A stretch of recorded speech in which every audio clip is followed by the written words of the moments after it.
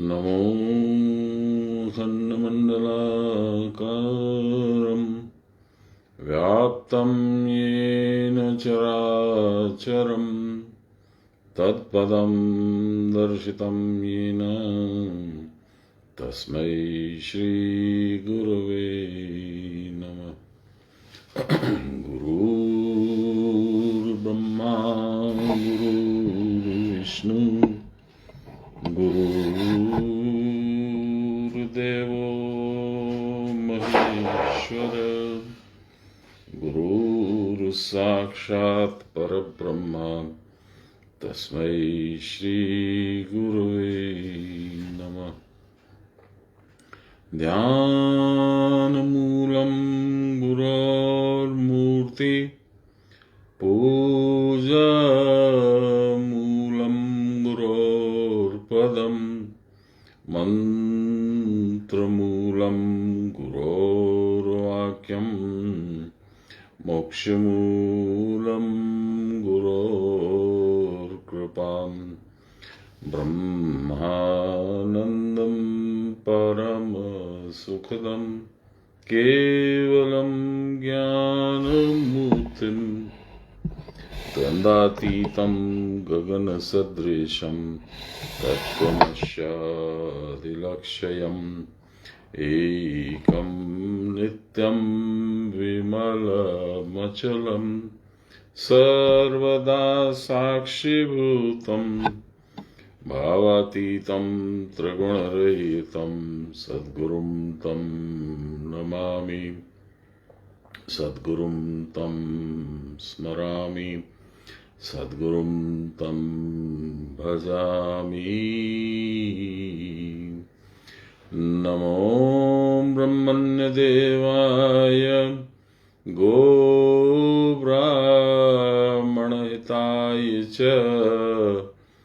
जगद्विताय श्रीकृष्णाय गोविन्दाय नमो नमः।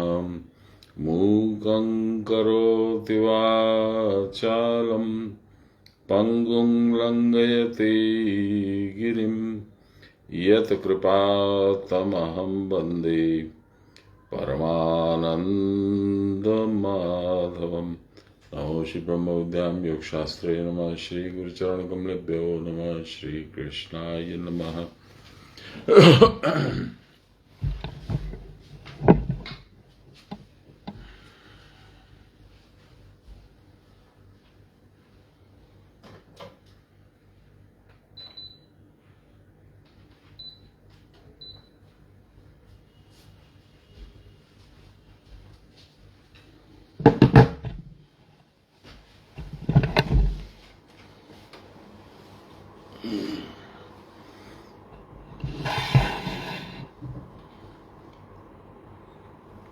कल शुक्रवार को ऑनलाइन था गीता पाठ। बहुत से लोग आए थे, अच्छा भी लगा लोगों को, मुझे भी अच्छा लगा क्योंकि मैंने मूल पाठ नहीं किया। सान्याल महाशय ने जो सारांश लिखा है 13वें अध्याय के समाप्ति पर, उसी का सारांश अपनी शैली में, अपनी भाषा में, अपनी लेखनी में उन्होंने लिखा है, बड़ा सुंदर है। तो उसका पाठ और वहां से जो भी चर्चा वो हम लोगों ने कल करी। उन्होंने बहुत सुंदर बात बताई कि जब तक, और ये हम लोग चर्चा कर चुके हैं, ऐसा नहीं है कि कोई नई बात बोले, क्योंकि शास्त्रों में जो बातें हैं वो तो हजारों लाखों वर्षों से वही है। उनमें कोई परिवर्तन तो है नहीं, क्योंकि सत्य में कोई परिवर्तन नहीं होता है। झूठ में हजारों परिवर्तन करने पड़ते हैं, क्योंकि झूठ को छिपाने के लिए और बहुत तरीके की नई नई झूठ बोलनी पड़ती है। सत्य सनातन, नाम ही सत्य है, इसलिए इसमें कहीं कोई परिवर्तन की गुंजाइश नहीं है। हाँ, ये हो सकता है कि जो नया अनुयायी हो, सीखने वाला हो, उसके लिए कुछ कुछ हम लोग बोलें, उसमें कुछ घुमाव फिराव करके, कुछ कहानी बता के, कुछ और बता के, तो इसलिए 10वां अध्याय यानी क्षेत्र क्षेत्रज्ञ विवेक योग, पुरुष प्रकृति विवेक योग, ज्ञान ज्ञेय विवेक योग, ये तीनों इसके शीर्षक हैं। और किसी भी अध्याय के ये 3 तरह के शीर्षक नहीं है, क्योंकि ये तीनों चीजें इसमें समावेशित हैं। प्रकृति और पुरुष। प्रकृति कौन है? भगवान की अपनी शक्ति। और पुरुष कौन है? स्वयं पर ब्रह्म परमेश्वर। वो दोनों आप में है, शक्ति रूप में शरीर और पुरुष रूप में उसका संचालन करने वाला, चलाने वाला। क्षेत्र और क्षेत्रज्ञ में भी वही है। क्षेत्र माने शरीर, क्षेत्रज्ञ माने उसको चलाने वाला। या क्षेत्र को हम लोग कभी कभी खेत भी बोलते हैं, फील्ड, मैदान। और क्षेत्रज्ञ वो होता है जो खेत में हल चलाता है। और उसके बाद आइए आप इस पे ज्ञान और ज्ञेय। हम लोगों ने जब गीता पाठ स्टार्ट किया था 2004 में, तब से हम लोग ज्ञान की व्याख्या इसी तरीके से करते हैं कि भौतिक विषयों का ज्ञान ज्ञान नहीं माना जाता। तो फिर ज्ञान क्या है? पारलौकिक वस्तुओं का ज्ञान, यही ज्ञान है। भगवान का ज्ञान, पर ब्रह्म का ज्ञान। क्योंकि उनका न शब्द है, न स्पर्श, न रूप है, न रस है। आप कैसे जानोगे उनको? इसीलिए हम लोग जब स्तुति भी गाए, ब्रह्मानंदम परम सुखदम केवलम ज्ञान मूर्ति। मार्बल मूर्ति नहीं बोला है, पीतल की मूर्ति नहीं बोला है, पत्थर की मूर्ति नहीं बोला है, लोहे की मूर्ति नहीं बोला है, अष्टधातु की मूर्ति नहीं बोला है, ज्ञान मूर्ति। पैल्पेबल कुछ है नहीं जिसको आप टच कर सकते हैं, फील कर सकते हैं, सुन सकते हैं, सूंघ सकते हैं, टच कर सकते हैं, कुछ नहीं। तो कैसे जानोगे उनको?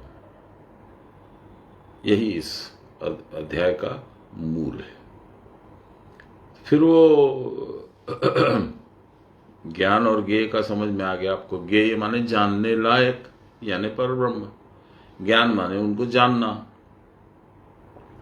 आज हम लोग 10वां अध्याय पढ़ेंगे। 10वां अध्याय भूल बोल रहा हूं, 13वां अध्याय 10वां श्लोक। देखते हैं क्या है।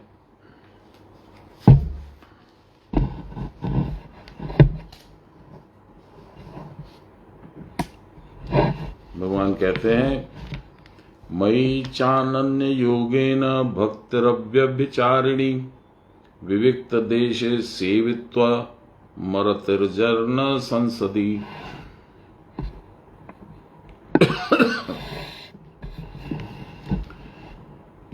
मुझ में, मयि, अनन्य योग के द्वारा, एकांतिक भक्ति के द्वारा, निर्जन स्थान में वास के द्वारा, जन समूह से अलग रहने के द्वारा, इन सब उपायों से तुम ज्ञान अर्जित कर सकते हो। मुझे पता लगा, मेरा पता लगा सकते हो। लाहिरी मास्टर कहते हैं, क्रिया की परावस्था में रहने पर ही अपने आप सब होगा। ये शायद हम लोग पढ़ चुके हैं, कोई बात नहीं। क्रिया में मन रखकर दूसरे और आसक्ति पूर्वक दृष्टि न करना ही उचित है। आसक्ति पूर्वक अर्थात आत्मा के अतिरिक्त अन्य और दृष्टि करने से ही, अतएव व्यभिचारी दोषग्रस्त सभी जो आत्मा में नहीं है। ये लाहिरी मास्टर का वक्तव्य खत्म हो गया। सेंटेंस कंप्लीट नहीं हुआ लेकिन खत्म। नहीं, खत्म नहीं हुआ है, और बोल रहे हैं आगे। सदा आत्मक्रिया, आत्मचिंतन, आत्ममनन और इस कारण आत्मज्ञान होता है। क्या क्या बोला? आत्मक्रिया, साधन जो आपको मिला है। आत्मचिंतन, आत्मा का चिंतन, खुद का चिंतन, दोनों ही इसमें इन्वॉल्व है। आत्मा माने खुदा, आत्मा माने आपकी आत्मा। आत्ममनन, जो गुरुदेव ने बताया, जो आपने गीता में पढ़ा, जो क्रिया करके आपने उपलब्धि प्राप्त की, उन सब का मनन। इस कारण आत्मज्ञान होता है। इस तरह से आत्मा का ज्ञान होता है, खुद आपका ज्ञान होता है। आपका ज्ञान क्या है? मैं ये देह नहीं हूं, मैं आत्मा हूं, कि बोलने से तो होगा नहीं। देहो अहम नास्ति शिवो अहम, मैं शिव हूं, ये देह नहीं हूं। यदि कहीं बाहर निकल के बोल दिए तो लोग हंस पड़ेंगे कि आज क्या खा के आए भाई साहब। ये पढ़ लिए हम लोग।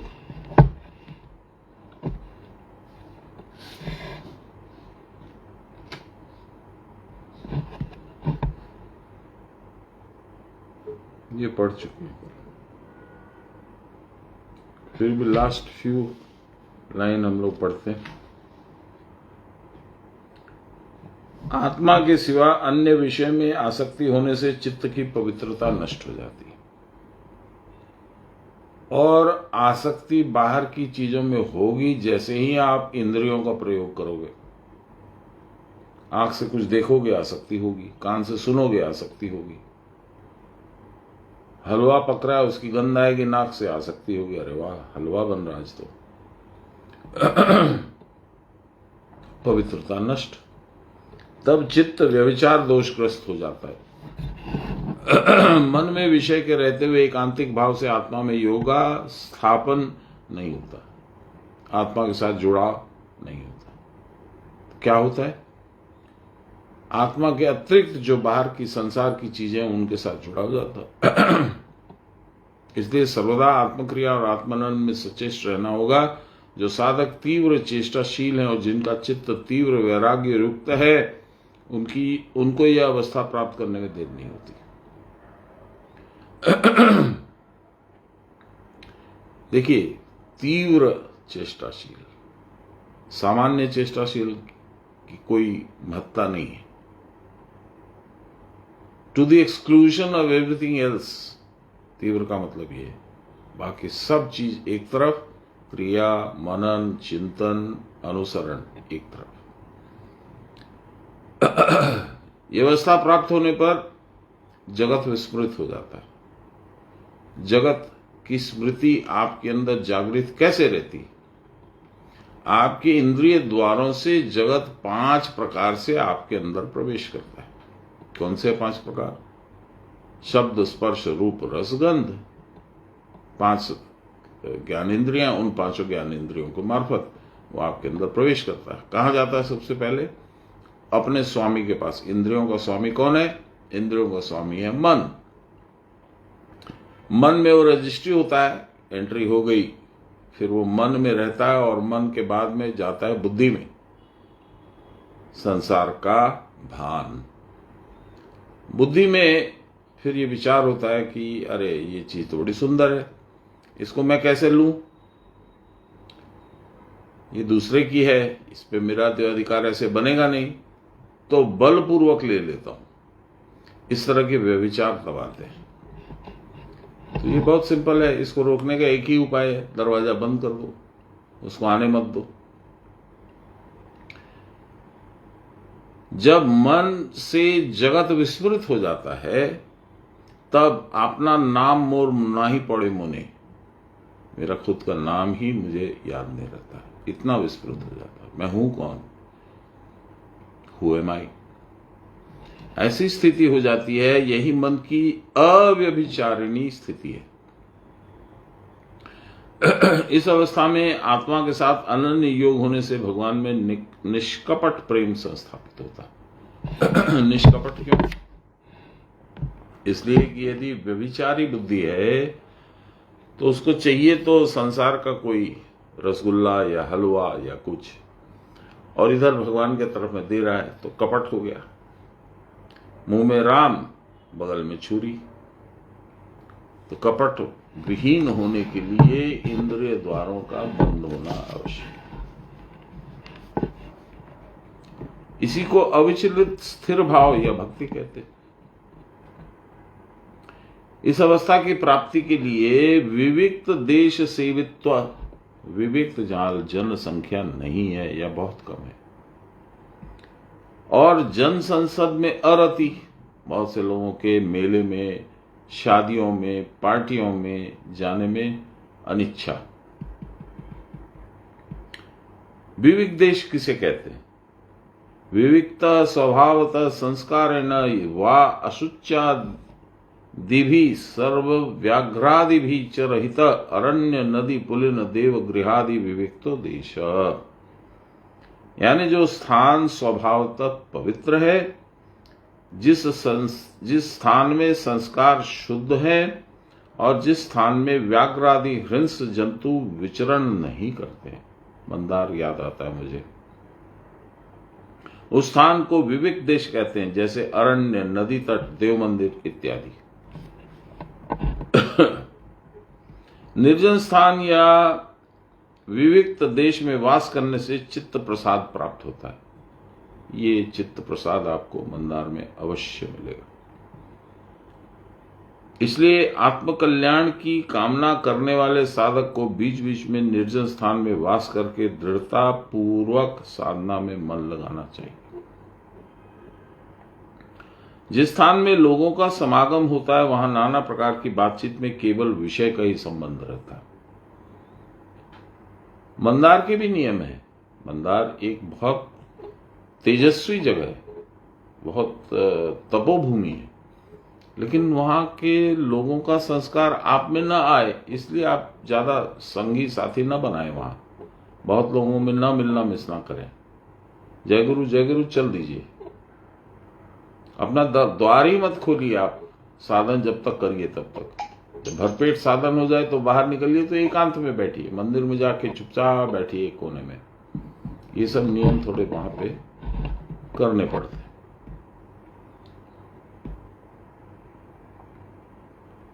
जिस स्थान में लोगों का समागम होता है, यानी बहुत लोग आ जाते हैं, वहां नाना प्रकार की बातचीत में केवल विषय का ही संबंध रहता है।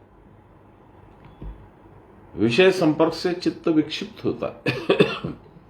अविच्छिन्न भाव से भगवत चिंतन नहीं हो पाता है। अविच्छिन्न भगवत चिंतन न होने से मन विक्षेप शून्य और शुद्ध नहीं हो सकता। एक सेकंड।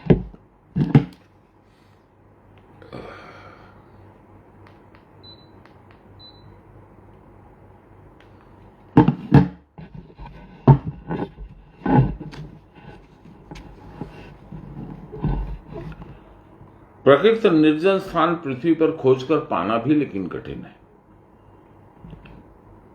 कोई ना कोई तो वहां रहेगा ही। यदि कोई न भी रहा तो आपका मन तो रहेगा ही।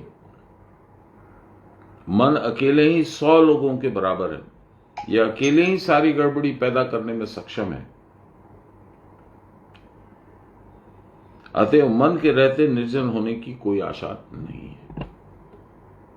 विषय के प्रति मन की आसक्ति ही सारे कोलाहल का कारण है। मन यदि आसक्ति पूर्वक किसी वस्तु का स्मरण करे तभी वह असंग हो सकता है। मन यदि आसक्ति पूर्वक किसी वस्तु का स्मरण करे तभी वह असंग हो सकता है। कैसे? समझ में नहीं आया। मन के असंग होने पर ही जन शून्य स्थान में वास ठीक होता है। आसक्ति पूर्वक यह होना चाहिए, मेरी समझ से, मन यदि आसक्ति पूर्वक किसी वस्तु का स्मरण न करे, ऐसा होना चाहिए, तभी वह असंग हो सकता है। असंग माने विदाउट एनीथिंग, नो अकम्पनीमेंट, किसी के साथ नहीं होता है। जिसका चित्त क्रिया की परावस्था में रहते रहते असंग हो गया, उनका मन फिर कल्पित लोक व्यवहार में कैसे जाएगा? वह किसी आदमी के साथ आसक्ति पूर्वक व्यवहार करने में असमर्थ होता है।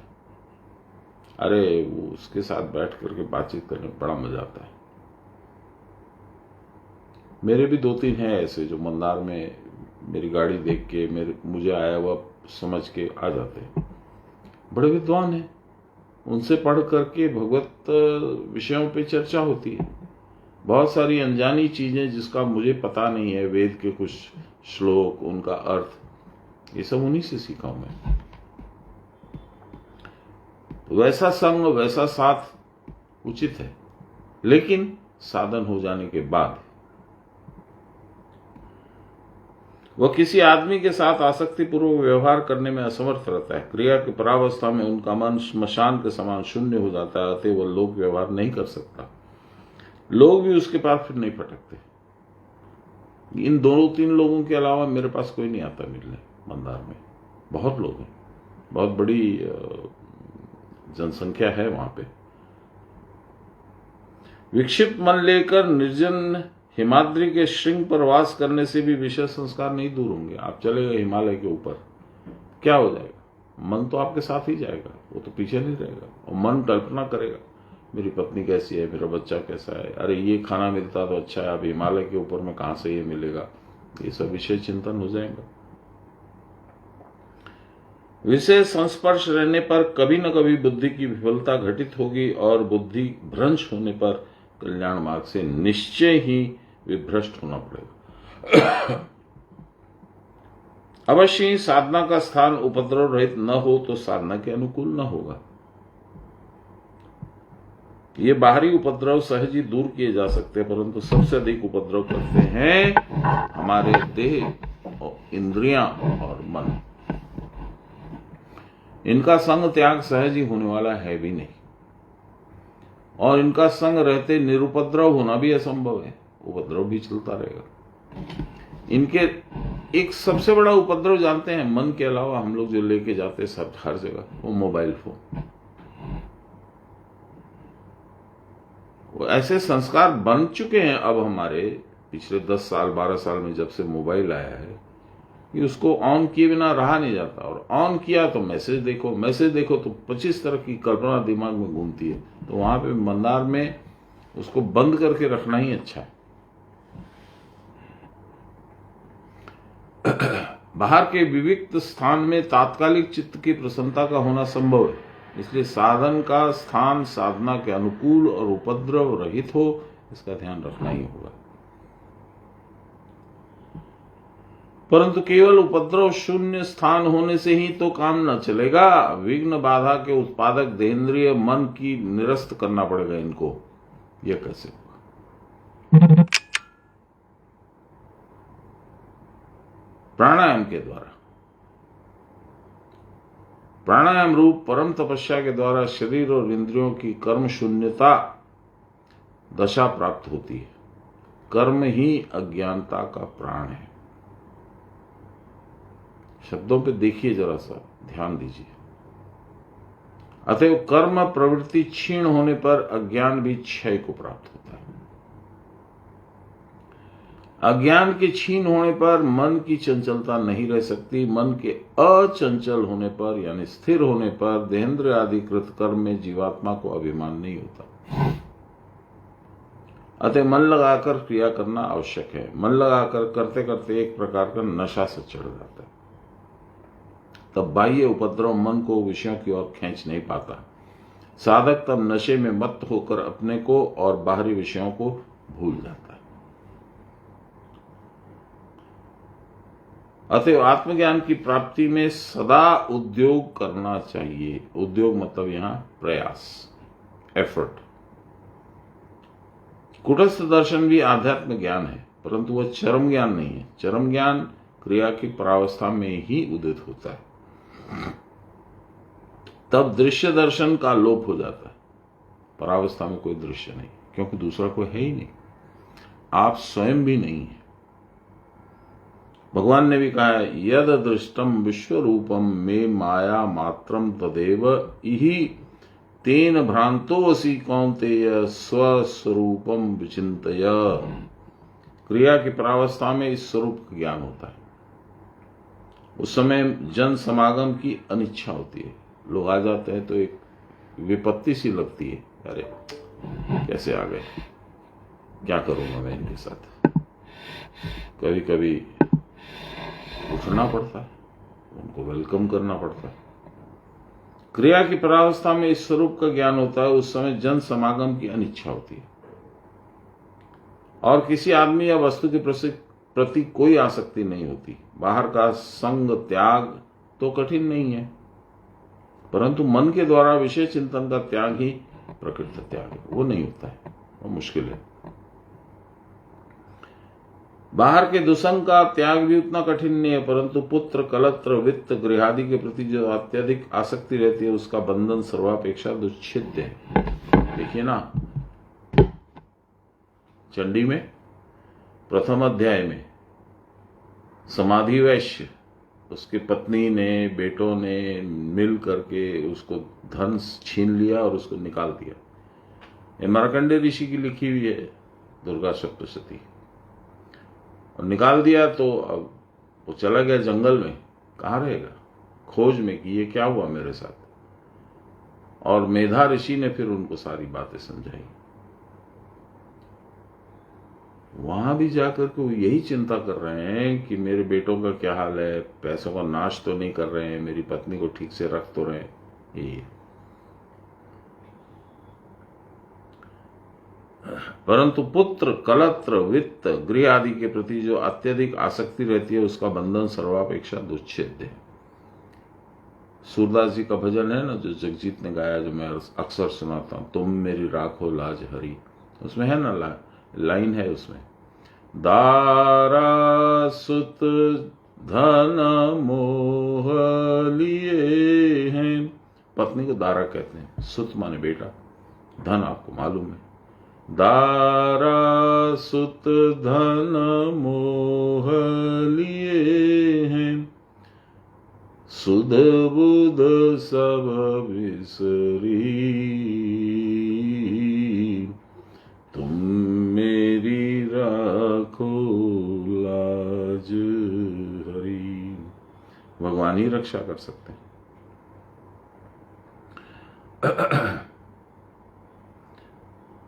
उनका बंधन सर्वापेक्षा दुच्छेद्य है, जिसको हटाया नहीं जा सकता है, काटा नहीं जा सकता है।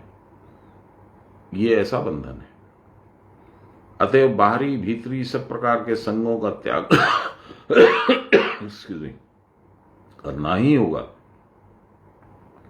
जनसंग अप्रयोजनीय होने पर भी साधु संग विशेष रूप से साधन काल में प्रयोजनीय होता। इसीलिए बाबा ने ऐसी व्यवस्था कर दी है, 2 बड़े ज्ञानी साधु लोग आ जाते हैं मेरे पास रोज शाम को, जब तक मैं रहता हूं आ जाते हैं।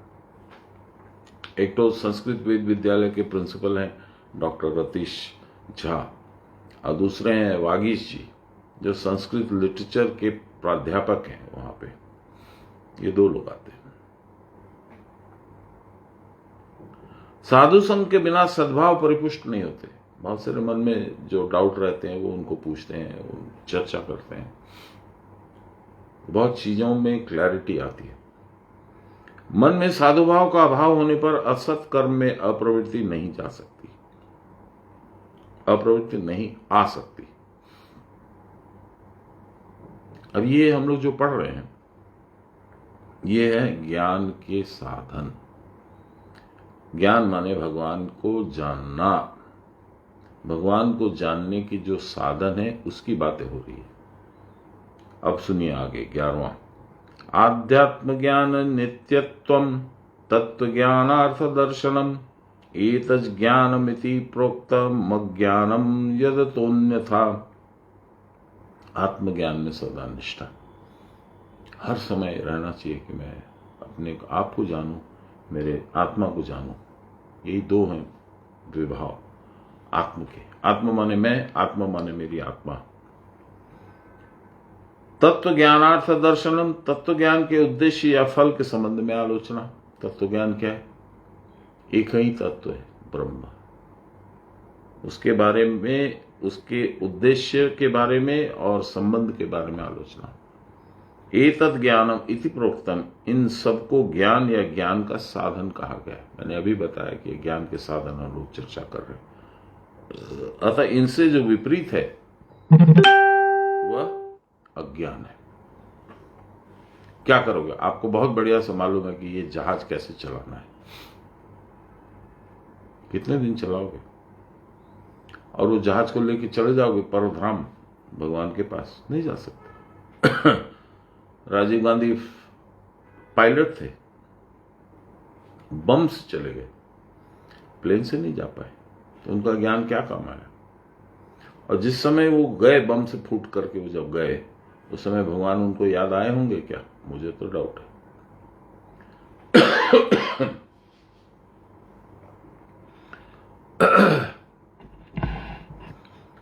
11वां श्लोक, अध्यात्म ज्ञान नत्यत्वम तत्व ज्ञानार्थ दर्शनम एतज्ज्ञानमिति प्रोक्तम अज्ञानम त्यजतो अन्यथा। इनके अलावा जो कुछ है वह अज्ञान का कारण है, अज्ञान का प्रवर्तक है, अज्ञान प्रोड्यूस करता है, माने बेवकूफ बनाता है। इसको हम लोग कहते हैं मूढ़।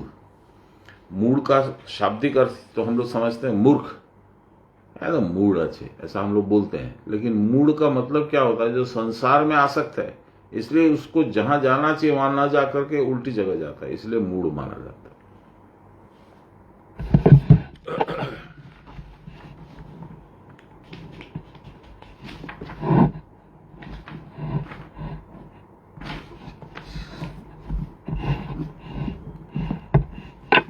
आत्मा में ही सर्वदा क्रिया करना जो वाक्य के द्वारा लक्ष्य है। तत्व ज्ञान का अर्थ है रूप कुटस्थ को क्रिया के द्वारा देखना, जानना, यही है तत्व ज्ञान। इसी का नाम है ज्ञान। इसके सिवा अन्य और आसक्ति पूर्वक देखने का नाम है अज्ञान।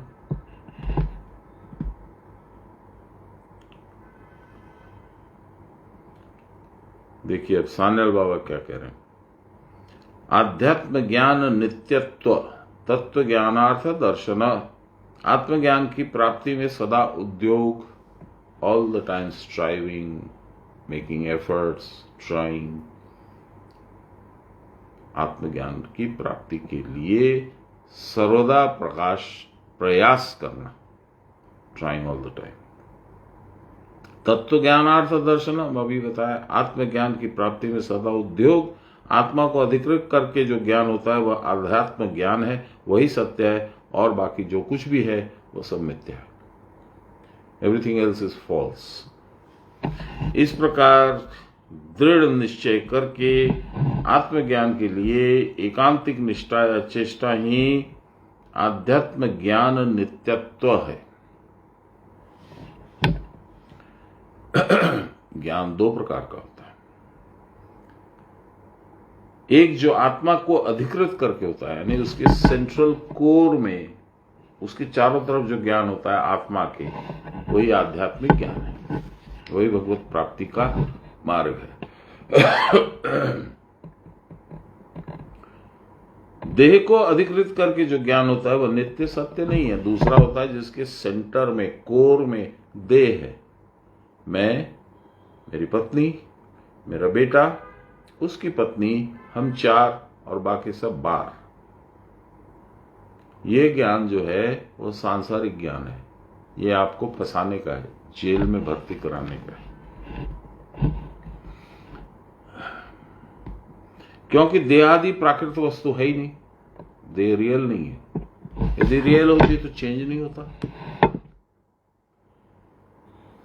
देह में तो रोज घंटे घंटे में चेंज दिखता है, नखून बढ़ते रहते हैं, केश बढ़ते रहते हैं, बाद में जब उम्र हो जाती है तो झड़ते रहते हैं। तो देह तो वही कांस्टेंट नहीं है।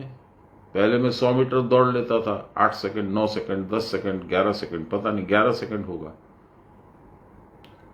अब मैं 21 सेकंड में भी दौड़ लूं तो बहुत बड़ी बात है। पहले मैं 100 किलो तक लिफ्ट करता था वेट,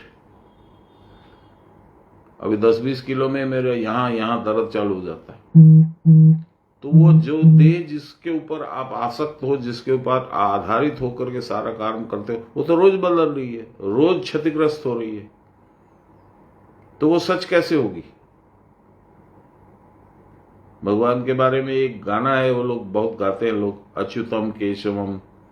अच्युत यानी अपनी जगह से कभी भी जो न हटे, स्खलन न हो, स्खलित न हो, वो अच्युत है। Steady in one spot, no change.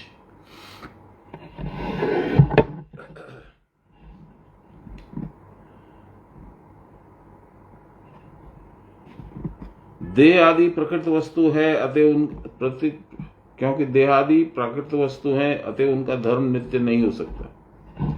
प्रकृति नेचर की वस्तु है, इसलिए वह नित्य नहीं है। आत्म विषय ज्ञान ही परम सत्य है। आत्मा कभी नहीं बदलती। आत्मा के लिए हम लोगों ने पढ़ा है, 3-4 अध्याय में पढ़ा है कि आत्मा को न छांटा जा सकता है, न काटा जा सकता है, न डैमेज किया जा सकता है, न भिगाया जा सकता है, न सुखाया जा सकता है, न छेद किया जा सकता है? कुछ नहीं कर सकते। नित्य, अपरिवर्तनीय, नेवर चेंजिंग। उसके अनुभव की चेष्टा का नाम है आत्मज्ञान निष्ठा।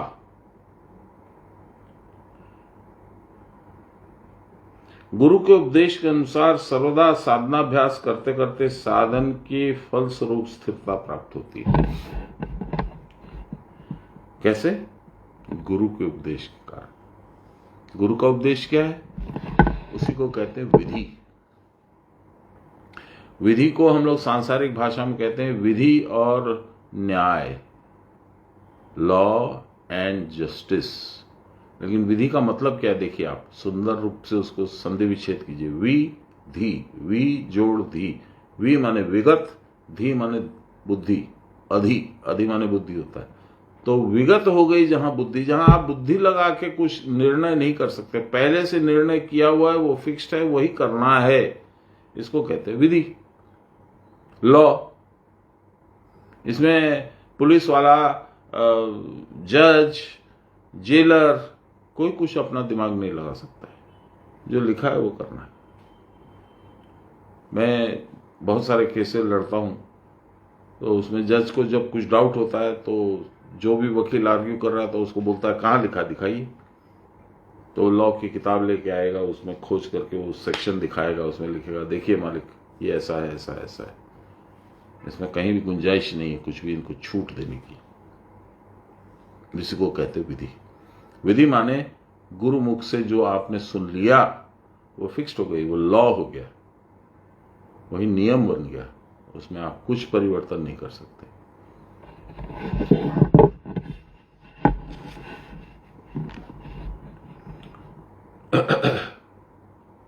गुरु के उपदेश के अनुसार सर्वदा साधनाभ्यास करते करते साधन के फलस्वरूप स्थिरता प्राप्त होती है। आप उनके अनुरूप चलिएगा तो, आप अपनी मनमानी कीजिएगा तो नहीं।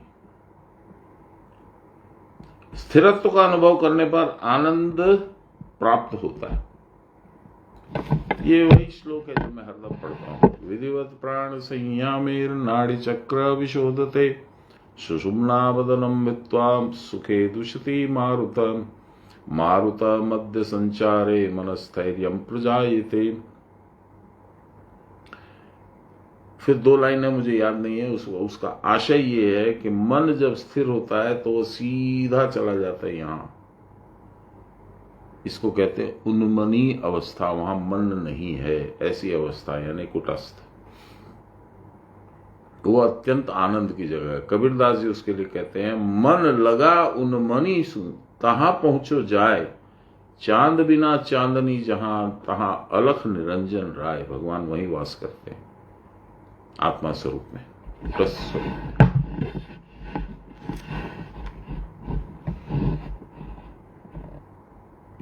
स्थिरत्व का अनुभव होने पर आनंद प्राप्त होता है। जब वहां चले जाओगे तो आनंद ही आनंद है।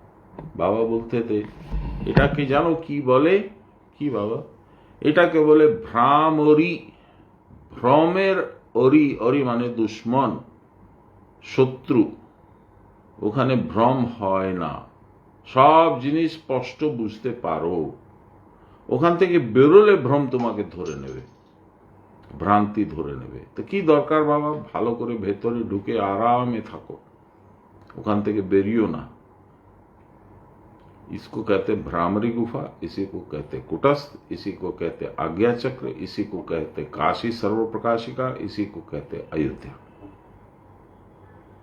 इतनी लाजवाब जगह है। और कहाँ है? आपको कहीं जाना नहीं है, कोई टिकट कटानी नहीं है, आपको सीधा अपने ही शरीर में ट्रैवल करके यहां पहुंचना है। नहीं करोगे तो बाहर घूमो, भ्रम रखो, भ्रम पालो।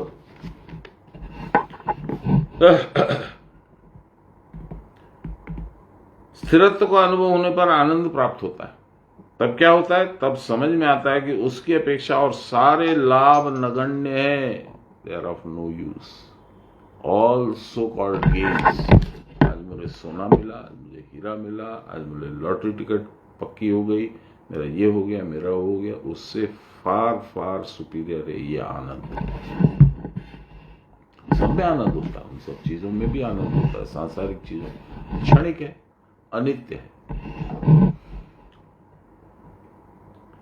तब अन्य वस्तु के लिए चित्त लालायित न होकर आत्मक्रिया करने में आग्रहशील होता है। तो उसको मन में होता है, अरे वाह बड़ा अच्छा लगा, चलो कर फिर करेंगे। इसी का नाम है आत्मनिष्ठा। इस प्रकार की आत्मनिष्ठा होने पर तत्व ज्ञान का यथार्थ स्वरूप कुटस्थ दिख पड़ता है। कुटस्थ को देखकर समझ में आ जाता है कि यही अपना प्रकृत मैं है। दर्पण में देखकर क्या समझ में आता है? ये मैं हूं। और कुटस्थ को देख के क्या समझ में आता है? ये मैं हूं, ये जो बाहर वाला खोल था ये मैं नहीं हूं। एक भ्रम मिटा ना।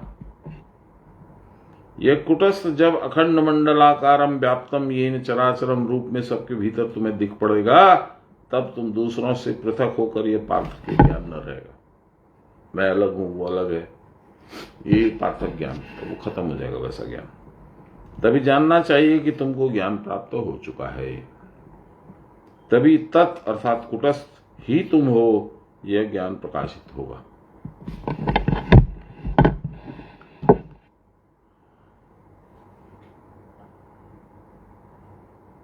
देखिए, एक छोटी सी लाइन बहुत सारे संत लोग बोलते हैं, हरिओम तत्सत। सब आपके शरीर में हरि, जो अरि का हरण करे, काम क्रोध लोभ मात्सर्य इन सब चीजों का जो हरण करे, यही अरि है, यही दुश्मन है, यही राक्षस है। वो हरि किस रूप में है? प्रणव के रूप में। हरि ओम। तत् माने कुटस्थ। जब हरण हो जाएगा तब कुटस्थ में पहुंचोगे, और फिर वहां से सत माने सहस्रार में पहुंचोगे। हरि ओम तत्सत।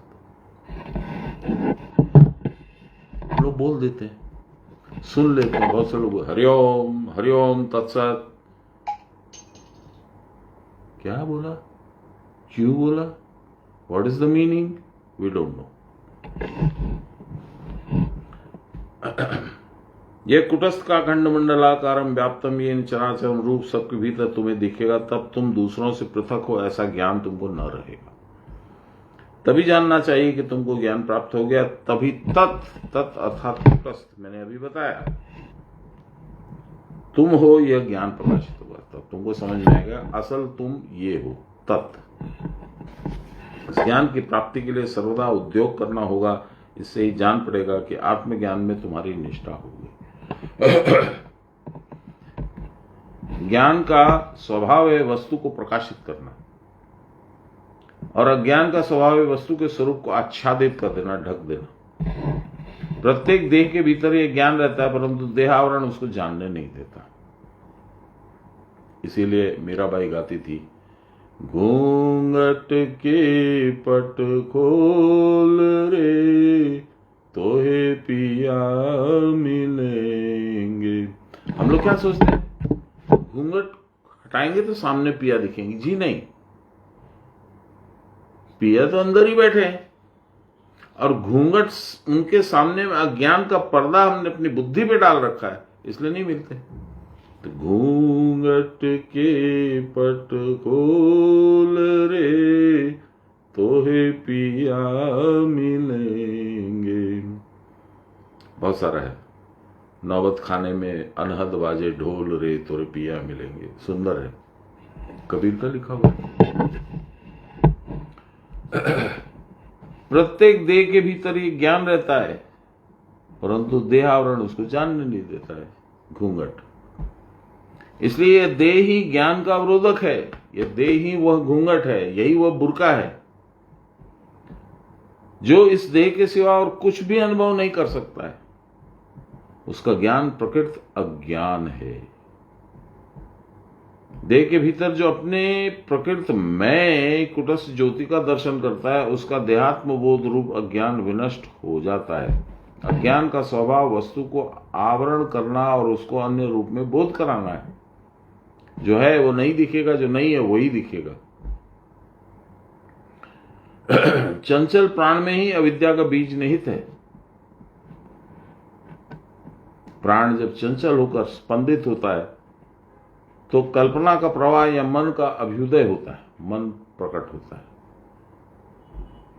और वह चंचल मन विराट संसार रूपी इंद्रजाल की रचना कर डालता है। भेवे देख मन केव कारो नोई, मिछे भ्रम भूमंडले। मिथ्या भ्रम में हम लोग रहते हैं, वही भ्रमटा चले जाबे যখন তুমি কুটস্থে ভেতরে ঢুকে থাকতে পারবে। गुरु महाराज ने कितनी बार बोला है।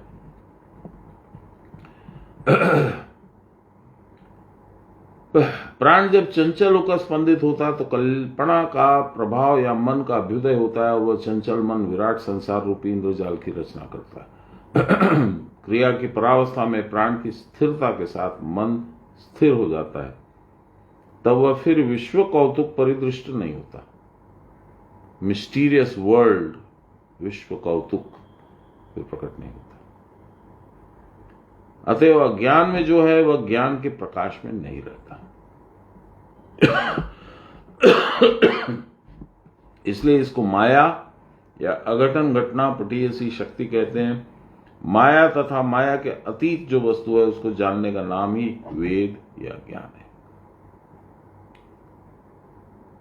इसीलिए बाबा ने क्या बताया, भूलो ना दक्षिणा काली, पद हुए माया जाले, भेबे देख मन क्यों करो न।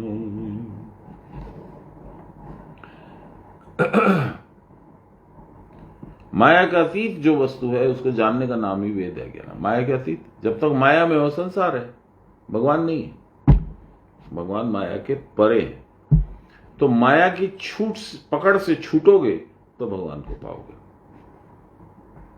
क्रिया की परावस्था में इस ज्ञान का अंत हो जाता है, इसलिए इसको कहते हैं वेदांत। परावस्था का साक्षात्कार हुए बिना वेदांत का ज्ञान परिस्फुट नहीं होता। आत्मा के सिवा अन्य वस्तु में जब तक आसक्ति रहेगी तब तक अज्ञान दूर नहीं होगा। अनात्म ज्ञान को तिरोहित करने का उपाय क्रिया ही है। अनात्म ज्ञान, आत्मा छोड़ के जो कुछ भी ज्ञान है, जिसको इस क्रिया में निष्ठा नहीं हुई है उसको अनुभव पद प्राप्त होने वाला नहीं है। You are depriving yourself, आप अपने आप को वंचित रख रहे हैं। ये वस्तु ब्रह्म है।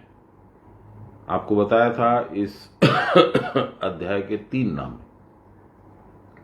प्रकृति पुरुष विवेक योग, क्षेत्र क्षेत्रज्ञ योग और ज्ञान और ज्ञेय योग। तो ज्ञान तो अभी सुन लिया, ज्ञेय क्या है यह अब आया 12वां नंबर श्लोक। ज्ञेय वस्तु ब्रह्म है, जानने लायक सिर्फ ब्रह्म है। ज्ञान जो भी है उन्हीं को जानना है, ये ज्ञान।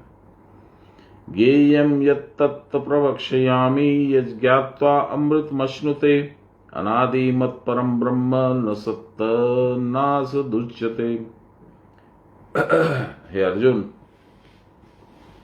जो ज्ञेय है, जानने लायक है, जानने लायक है, अब मैं तुमको उसको कहूंगा।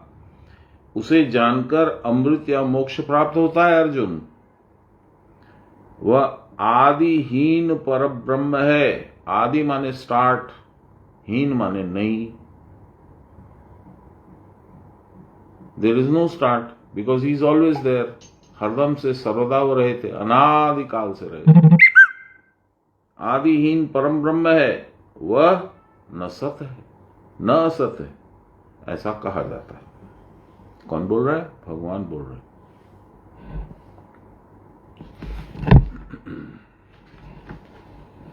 ये बहुत लंबा है, चलिए जो है सो है।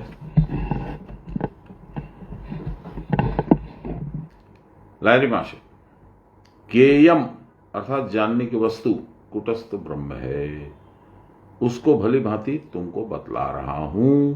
सुनो, जिसको जान लेने पर मेरे पद की प्राप्ति होती है। मेरा पद यानी भगवान का पद, जिसका आदि नहीं है, नो बिगिनिंग, अर्थात किस समय नशा क्रिया की परावस्था का प्रारंभ हुआ ये अनुभव नहीं होता। लहरी महाशय की तो भाषा ही अलग है। तब मुझमें मैं नहीं रहता, वह परब्रह्म हो जाता है और सबके परे ध्रुव निश्चित डेफिनेटली।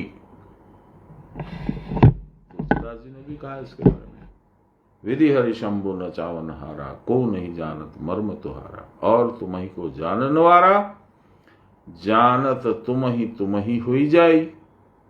तुमको जानने वाला प्रयास करते करते करते करते जब प्रावस्था में पहुंचता है तो तुम्हारा ही हिस्सा बन जाता है, वो तुम्हारे साथ अविनाभाव से मिल जाता है। जैसे समुद्र में बूंद गिरती है पानी की, समुद्र का हिस्सा हो जाता है, नदी गिरती है, समुद्र का हिस्सा हो जाती है, वैसे उनमें तुम जो गिरते हो और तुम्हारा पृथक अस्तित्व, नाम, रूप, उपाधि सब गॉन, यू बिकम हिम। एक सेकंड में एक दवाई ले लेता हूं, थोड़ी खांसी आ रही है।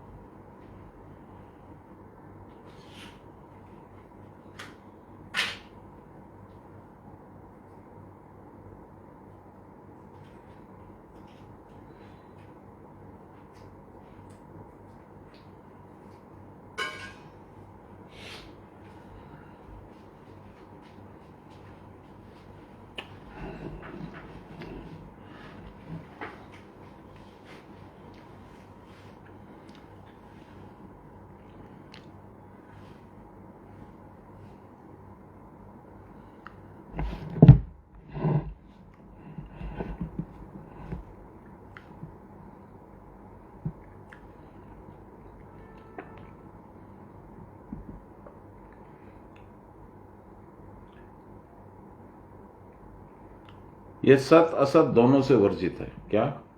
ब्रह्म, कुटस्थ, अर्थात दृश्य और दृष्टा कोई नहीं रहता। कुटस्थ ब्रह्म ही ज्ञेय वस्तु है। इस कुटस्थ को जान लेने पर मृत्यु का अतिक्रमण किया जाता है। You go beyond death. What does that mean? I don't know, let us see. इस कुटस्थ को, यह शरीर मर जाता है परंतु कुटस्थ की मृत्यु नहीं होती। कुटस्थ को जानने पर जन्म मृत्यु का खेल समाप्त होता है और अमरत्व की प्राप्ति होती है, मोक्ष मिलता है। ज्ञेय कहने से जान पड़ता है कि ज्ञाता के ज्ञान का विषय है। इसको समझिए, ज्ञेय कहने से जान पड़ता है कि ज्ञाता के ज्ञान का विषय है। क्या मतलब हुआ? ज्ञेय माने जिसको मैं जान सकता हूं या जानना चाहता हूं, उसको ज्ञेय बोलते हैं। तो मैं ज्ञाता हो गया। किसको जानने की चेष्टा कर रहा हूं? कुटस्थ ब्रह्म को। मेरी क्षमता नहीं है उसको जान लूं। जब तक मैं उस स्थिति में ना आऊं, गुरु की कृपा ना हो, तब तक मैं नहीं जान सकता हूं।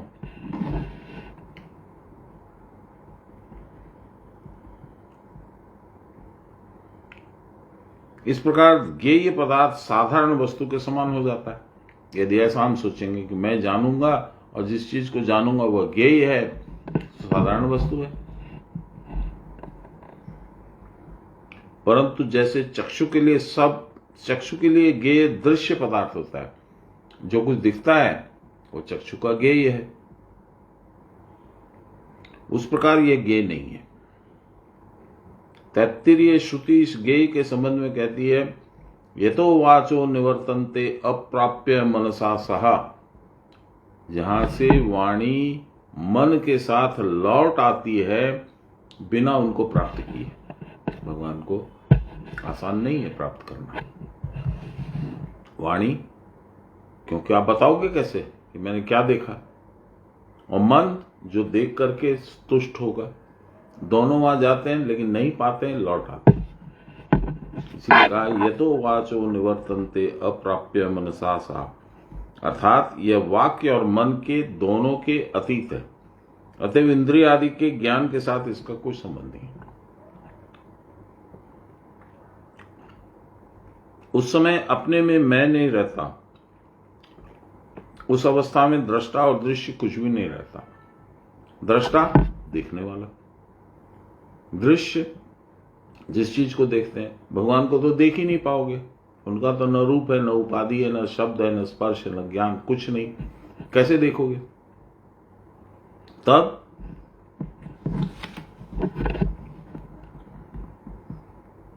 बुद्धि के अतीत उस परमात्मा को समझने का सामर्थ्य बुद्धि में भी नहीं है।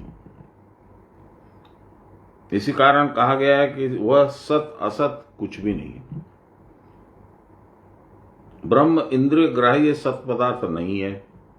इंद्रियों के द्वारा उसको एक्सपीरियंस नहीं किया जा सकता। मैं सुनना बोलना नहीं बोलता, एक्सपीरियंस नहीं किया, अनुभव नहीं किया जा सकता। इसलिए वह है नहीं, ऐसी बात तो नहीं है। उसकी झलक बुद्धि में प्रतिबिंबित होती है। पश्चात जब बुद्धि भी नहीं रहती तो बुद्धा कहां से रहेगा? बुद्धा यानी आप, जिसकी बुद्धि में वो प्रतिबिंबित हो रहे थे, परंतु वह रहते हैं, वह रहते हैं। उस स्थिति अर्थात अस्तित्व मात्र सत्ता को ज्ञेय कहते हैं। वेद कहते हैं ना सदासीनो सदासिदानिम नासी द्रजो नो व्योम परो यदिति। सृष्टि विकास के पहले असत या शून्य सत अव्यक्त वस्तु प्रवृत्ति कुछ भी नहीं थी। जब सृष्टि स्टार्ट नहीं हुई थी, क्रिएशन हैड नॉट स्टार्टेड, उसके पहले ये सब कुछ भी नहीं था। न सत था, न असत था, कोई भी व्यक्त वस्तु कुछ भी नहीं थी इसको देख सके। हाँ, ये फाउंटेन था पहले, ये पेड़ था पहले, नहीं था, कुछ भी नहीं था।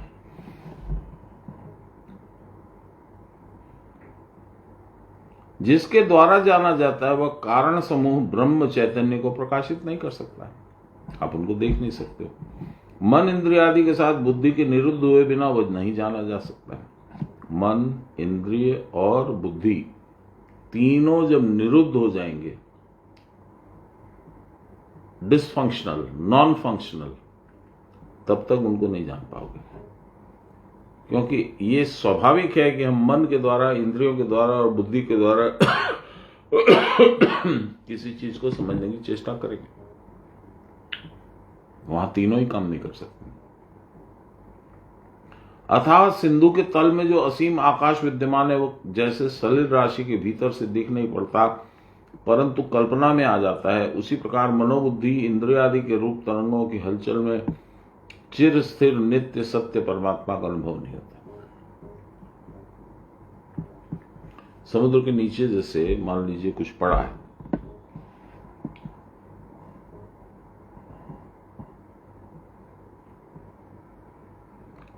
इतने पानी की राशि आपको क्या दिखेगा? परंतु अनुमान हो सकता है, सत्य परमात्मा का अनुभव नहीं होता। वह तभी ठीक तरह पकड़ में आता है जब बुद्धि भी नहीं रहती, अर्थात ज्ञान, ज्ञाता, ज्ञेय और ज्ञान तीनों एक हो जाते हैं। ज्ञाता जो जानने वाला है, जो जानना चाहता है, ज्ञेय जिसको जानना चाहता है, और ज्ञान उसको जानने का जो तरीका होता है, जान के जो प्रकाश में आता है वह नॉलेज। तीनों एक हो जाते हैं। कैसे हो जाते हैं? जानत तुम ही हो जाए। इस अवस्था में कुछ भी नहीं रहता, तो उस अवस्था को लक्ष्य कौन करेगा, देखेगा कौन? कबीरदास का बड़ा सुंदर गाना है, इसमें मुझे याद तो नहीं है पूरी पंक्ति। बिना चंदार बिना भान सूरज बिना होयो जियारो रे।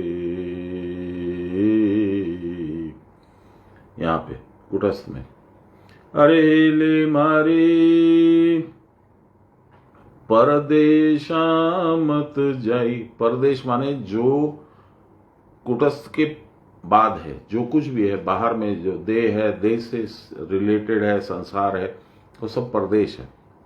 परदेशा मत जाई निरख ले यही उजियारो है।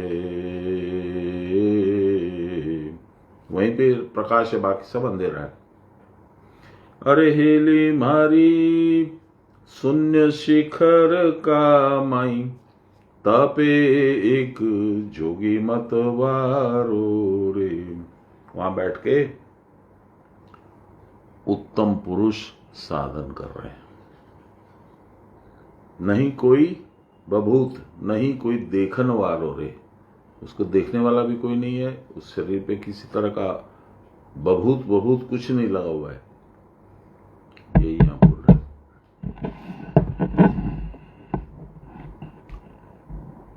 इस अवस्था में कुछ भी नहीं रहता, अतः उस अवस्था को लक्ष्य कौन करेगा? नहीं कोई देखने वाला रे। उस अवस्था से अवतरण होने पर जब तुम नीचे उतरोगे तब बुद्धि जगती है और उस बुद्धि में आत्मा का कुछ कुछ प्रकाश अनुभूत होता है।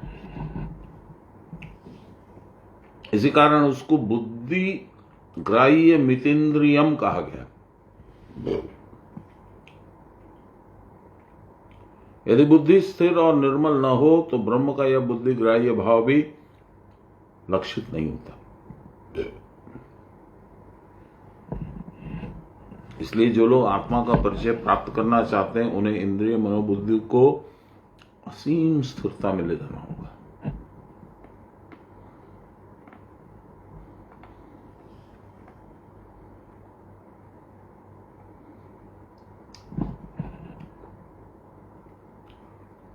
प्राण का चांचल्य न रुकेगा, इसलिए सबसे पहले प्राण का ही निरोध करना पड़ेगा। आपको मालूम है विधिवत प्राण संज्ञा में नाड़ी चक्र विशोधते, आपको मालूम है। प्राण के निरुद्ध होने पर उसके साथ मन और बुद्धि भी निरुद्ध हो जाएंगे। उसी कल्पना शून्य स्थिर बुद्धि के भीतर ज्ञेय आत्मा जाना जा सकता है। वही कुटस्थ ब्रह्म है, अर्थात बुद्धि के भीतर स्थित आत्मा प्रतिबिंब है। यहां तक ही ज्ञान गम्य है। पश्चात बुद्धि भी विलीन हो जाती, साथ साथ ज्ञाता और ज्ञेय नाम की भी वस्तु नहीं है। मैं भी गायब हो जाता हूं और जिसको जानना चाहता था वो भी गायब हो जाता है। यही क्रिया की परावस्था शब्द के द्वारा लक्षित है। This is the position of क्रिया की परावस्था।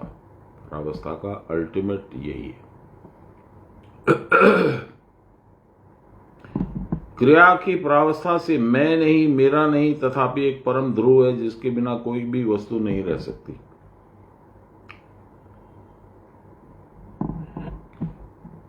वह नित्य वर्तमान है, कभी उसका अभाव नहीं होता। इसका अनुभव करने पर ही अमर पद प्राप्त होता है। सदा के लिए जन्म मरण के हाथ से अव्याहृति मिलती है। जैसे विशेष्य या संज्ञा को आश्रय करके ही सारे विशेषण रहते हैं। The adjectives exist with the conjunction with the noun. I don't know if I have said it correctly. संज्ञा माने noun, विशेषण माने adjective.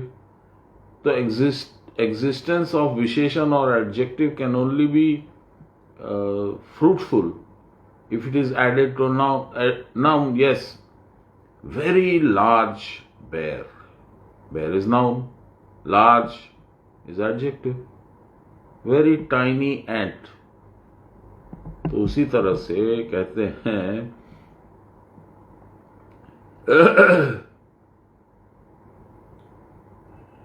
यह विशेष्य या संज्ञा को आश्रय, जैसे विशेष या संज्ञा को आश्रय करके सारे विशेषण रहते हैं, उसी प्रकार इस सद रहित परम ध्रुव आत्मा को आश्रय करके ही यह व्यक्त अव्यक्त जगत प्रकटित होता है। उसी तरह से जैसे एडजेक्टिव नाउन के साथ ही मीनिंगफुल होता है, एग्जिस्ट कर सकता है, उसी तरह से भगवान के साथ ही जॉइंट होकर के ये सत या असत जो भी आप मानो ऐसा विश्व जो है वो प्रकट होता है। यह व्यक्त अव्यक्त सद भाव जब तक वर्तमान है तब तक दृष्टा दृश्य भी है, तभी तो विशेषण या एडजेक्टिव है। परंतु क्रिया की परावस्था में कोई विशेष भाव नहीं रहता। बहुत अच्छा, बहुत बुरा, छोटा बड़ा कुछ नहीं रहता। प्रकाशमान अंधेरा कुछ नहीं। तब परमात्मा केवल स्व महिमा में विराजमान रहते हैं, तब न दृश्य रहता है न उसका दृष्टा, न कुछ देखने लायक है न देखने वाला है। दृश्य पदार्थ के रहने पर दृष्टा की कल्पना की जा सकती है, यदि कुछ देखने लायक है तो देखने वाला भी होगा, और दृष्टा के रहने पर कुछ दृश्य भी होगा, ऐसा सोचा जा सकता है। परंतु यह एक ऐसी विचित्र अवस्था है जिसमें दृष्टा और दृश्य सब विलुप्त हैं, तथापि उस महान अस्तित्व का कोई अभाव नहीं होता जिसका उन्होंने अनुभव किया, वे इसे जानते हैं। जिन्होंने अनुभव किया वे ही जानते हैं। मैं कल भी कहा, परसों भी कहा, मैंने यही कहा, क्योंकि मैंने गुरु महाराज के मुंह से भी सुना था, कहीं पढ़ा भी था कि किसी व्यक्ति ने कभी चीनी या मीठे का स्वाद नहीं चखा है और आपको शब्दों से उसको बता देना है कि मीठा क्या होता है, आप चेष्टा करके देख लो, नहीं कर पाओगे। श्रुति कहती है अस्तित्वोपलब्धव्य तत्वभावेन चोभयो अस्तित्वोपलब्धस्य तत्वभाव प्रसीदति। इंद्रिय ग्राह्य सोपाधिक भाव में, या इंद्रियां ग्रहण करती हैं, उस उपाधि वाले भाव में, यानी ऊंचा लंबा छोटा बड़ा मोटा पतला, ये उपाधि है। इंद्रियातीत निरुपाधिक भाव में, जब इंद्रिय के अतीत है तो कोई उपाधि नहीं है, ऊंचा बड़ा लंबा छोटा मोटा कुछ नहीं पता चलेगा, अर्थात विषय इंद्रियादियों के अतीत चिन्ह मात्र रूप में आत्मा सचमुच रहता है। इस निश्चय को उपलब्ध करना होगा। आत्मसत्ता को उपलब्ध करने वाले की बुद्धि में आत्मा का नित्य चैतन्य भाव प्रकाशित होता है।